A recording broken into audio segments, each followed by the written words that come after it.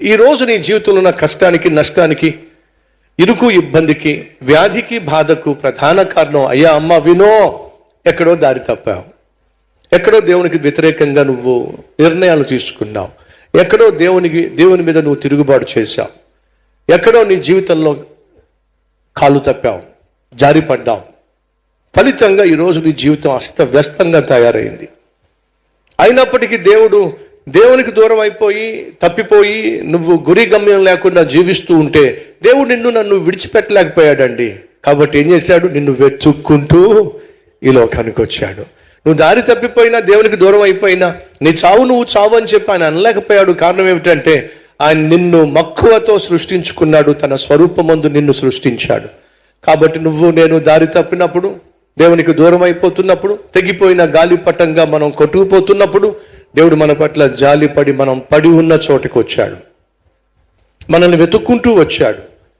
ఈరోజు ఒకవేళ క్రీస్తుకు అనగా యేసయ్యకు ఇంకా దొరకకుండా తప్పించుకుని తిరుగుతున్నట్లయితే ప్రియ సహోదరి సహోదరులో, దయచేసి ఈరోజు మీ జీవితాన్ని ప్రభువుకి అంకితం చేయండి.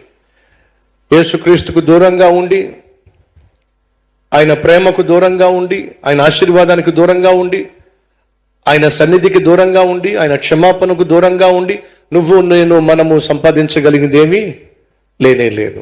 నాకు వేరుగా ఉండి మీరేమీ సాధించలేరు. యెహోవా సెలవు లేకుండా భోజనము చేయగలిగిన వాడు ఎవడు అని బైబిల్ సెలవిస్తుంది. అనగా అర్థం చేసుకో సహోదరి సహోదరుడు, నీకేం కావాలో అదంతా కూడా దేవుడు ముందుగానే ఏర్పాటు చేసి పెట్టాడు. ముందుగానే సమస్తము సిద్ధపరిచినటువంటి అద్భుతమైనటువంటి దేవుడు. కాబట్టి నీ జీవితంలో ఏదైనా అవసరం ఉన్నట్లయితే తిన్నగా దేవుని దగ్గరికి వెళ్ళి ప్రార్థన చేయి.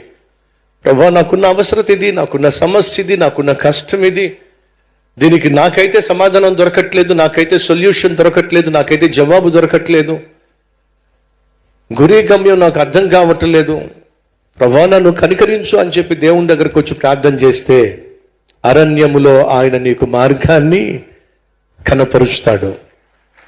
ఎడారిలో నీకు ఆయన సెలయేర్లను ప్రవహింపజేస్తాడు.